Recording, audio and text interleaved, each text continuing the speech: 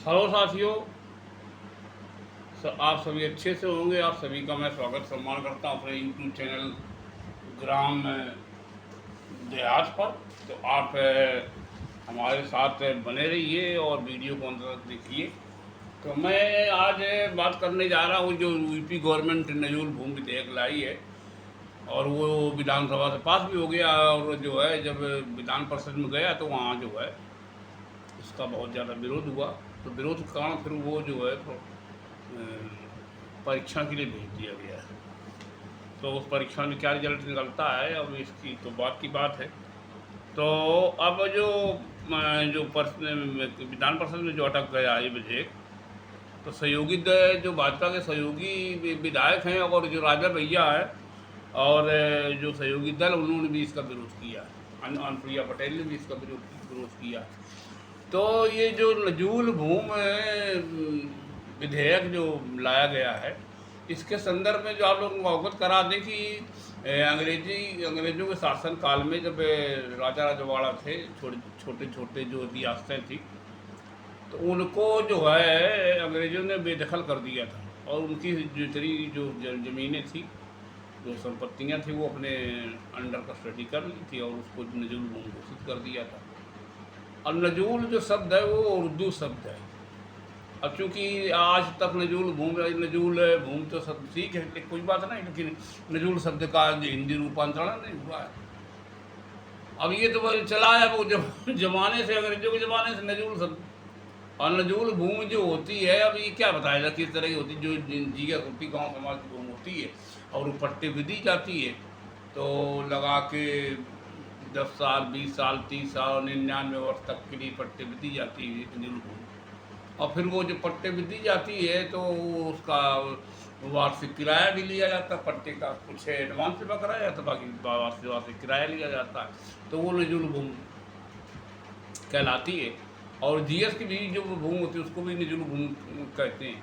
लेकिन ये मतलब आप लोगों को ध्यान देना चाहिए कि जब अंग्रेज़ों का शासन था और अंग्रेज़ों ने जितने भी उस कार्यकाल में डिग्री कॉलेज बने थे, हाई कोर्ट बना था और भी जो जिला अदालतें बनी थी उस ज़माने में, वो सारी नजूल भूमि पर बनी थी। तो अब जब नजूल भूमि बनी थी तो अब उनका भी रिकॉर्ड निकाला जाए कि नजूल भूमि, उनको सब बेदखल सब गिराई जाए बिल्डिंगें। हाई कोर्ट की बिल्डिंग भी तो बनी है वो नजूल भूमि पर। और जितने भी पहले सन 50 से लेकर के सन 47 से लेकर के और सन 50-52 तक जो भी इंटर कॉलेज खुले थे, जगह क्या मतलब है, हर जो है 30-40 किलोमीटर पर इंटर कॉलेज थे। नहीं शिक्षा व्यवस्था नहीं थी, जूनियर हाई स्कूल और इंटर कॉलेज खोले गए, मान्यता प्राप्त, फिर मान्यता मिली, फिर वो एडेड हो गए। तो इस तरह से वो भी जो इंटर कॉलेज बने थे वो नजूल भूमि में बने थे। वो जो है नजूल भूमि से दे दी गई। गाँव के विद्यालय भी बनेगा तो शिक्षा लोगों को मिलेगी। तो और जब शिक्षा मिलेगी तो जिसे मतलब अगर वो पूर्णतया नहीं ये नजूल भूमि पर, तो उसका आंशिक भाग तो नजूल भूमि पर बना है। अगर किसी भी इंटर कॉलेज का या मतलब ITI है या IIT है या जो भी है या जो भी शिक्षण संस्थान है, तो उसमें पूर्णतया अगर वो नजूल भूमि नहीं है तो ग्रिड की भूमि में तो कुछ भूमि में तो नजूल भूमि बने, उसकी बिल्डिंग, बाउंड्री वाल है या लाइब्रेरी है या अन्य कार्यालय है जो भी है, तो वो सारे बने हुए हैं नजूल भूमि पर। तो उनको सब बेदखल किया तो सारी बिल्डिंगें गिरनी चाहिए, फिर गिरेंगी। तो इस तरह की कोई भी वो विधेयक इस तरह से लाया गया, वो किसी के बात हजम नहीं हो पा रही है। तो जिन लोगों ने विरोध किया है इसका, उसमें जो है कुंडा के विधायक राजा भैया, उन्होंने इसका प्रबल विरोध किया है। रघुराज प्रताप सिंह राजा भैया और एक भाजपा के विधायक है सिद्धार्थनाथ सिंह, उन्होंने बहुत विरोध किया इसका। और एक जो है हर्षवर्धन वाजपेयी हैं, का नाम विधायक, इन्होंने विरोध किया है। और जो अनुप्रिया पटेल है जो का नाम अपना दल की, तो उन्होंने भी फिर इसका विरोध किया है। और जो इनके सहयोगी दल है उन्होंने इसका विरोध किया है कि मतलब इस तरह की भी तो होती है तो आत्मघाती बिल होगा। जो भी सहयोगी दल इनके हैं उनके सहयोगी दलों का मैं नाम नहीं लेना चाहता हूँ, उन्होंने इसका विरोध किया। तो ये जो नजूल भूमि विधेयक जो बिल लाई है यूपी सरकार, वो कितना घातक होगा। अब जो राजा भैया भी कह रहे थे कि इतना ये घातक होगा, इसके वो दुष्परिणाम होगी आगे चल करके, और परिणाम तो वो अच्छे नहीं निकलेंगे। तो इसके से तो हाहाकार मच जाएगा, लोग सड़कों पर उतर आएंगे। इस तरह कुछ राजा भैया अपना जो है वहाँ विधानसभा में अपना वक्तव्य दे रहे थे कि लोग सड़कों पर आ जाएंगे, मतलब इतना प्रबल विरोध इसका होगा, इस विधेयक का।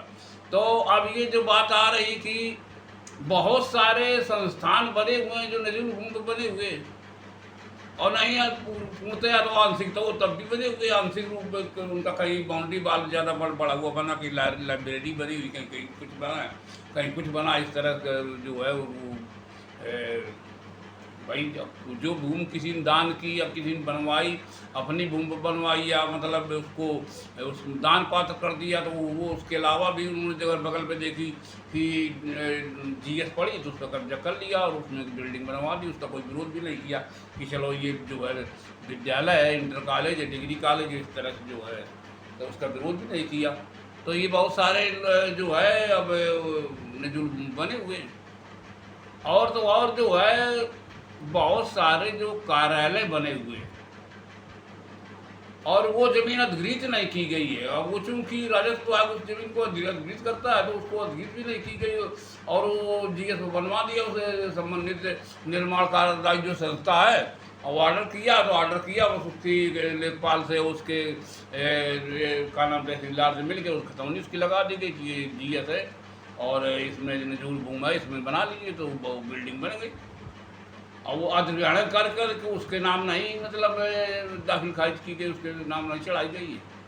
और चढ़ाई भी गई है तो पूर्णतः नहीं चढ़ाई गई, मतलब उसमें उस आंशिक भाग, तब भी उसमें बहुत सारी जो बिल्डिंग बनी है, कहीं आवास बने, कहीं कुछ बने उसके, और इस तरह से वो जो है नजूल भूमि पर बना हुआ है। तो अब जैसे मान लीजिए बहुत सारे जो जिला स्तरीय कार्यालय हैं, चाहे भाजपा कार्यालय हो, चाहे वो मतलब सपा कार्यालय हो, या मतलब बसपा कार्यालय, जिस दल के कार्यालय बने, तो वो भी सब जीएस बने।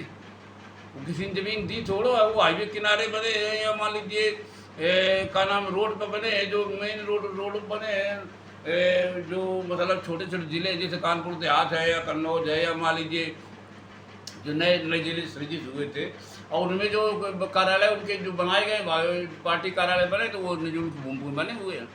उसको किसी दान में इसे थोड़ा दिया, जब जिसकी सरकार है उसने बना लिए। और जब जैसे भाजपा का कार्यालय बना हुआ, तो वहाँ जो है जो माथी रोड गया, वो का नाम उसके का नाम आपके ये रोड जाता है उसको पुलिस लाइन रोड, तो उसमें नजूल भूमि बना। कुछ मान लो कुछ थोड़ा बहुत बना है कार्यालय उसमें, बाकी सब नजूल भूमि है, जो बाउंड्री वाला सब किया गया, जो कुछ ऑफिस वगैरह बना है। तो इस तरह से तो सब नजूल भूमि बने हुए हैं। तो अब जो है नजूल भूमि का जो अभी विधिवत अध्ययन नहीं किया गया है, न राजस्व विभाग के जो अधिकारियों ने सरकार को गुमराह कर दिया। गुमराह करने के बाद में ये आरोप लगा रहे हैं विधायक सारे, और अनुप्रिया पटेल लगा रही हैं, और जो है और जो भी इनके सहयोगी दल, वो इस तरह का आरोप लगा रहे हैं कि बिना सोचे समझो जिन अधिकारियों ने सरकार को गुमराह किया उनके खिलाफ कार्रवाई होनी चाहिए। उन अधिकारियों के खिलाफ कार्रवाई होनी चाहिए। नजूल भूमि जो विधेयक मतलब ये जो लाया गया है, इससे तो बहुत अफरा तफरी मच जाएगी पूरे मतलब प्रदेश में। और अफरा तफरी मचने का सवाल है कि मान लीजिए कोई आदमी पैतृक मछली पालन या सिंघाड़ा पालन कर रहा है, उसके बाद पूर्वज करते रहे, फिर उसको नाम आ गई, और वो मतलब पाका ग्यारह तो नहीं हो पाया, लेकिन वो उसका जो है ये हुआ कि इसको ब्रिटिश हुकूमत काल में उसके नाम पट्टा किया गया था। ब्रिटिश गवर्नमेंट ने उसको दी थी कि मतलब सिंघाड़ पालन के लिए सिंघाड़ा जो अपना बोई, और फिर वो उसके मतलब जो है पूर्णतः उसके नाम नहीं आ पाई है।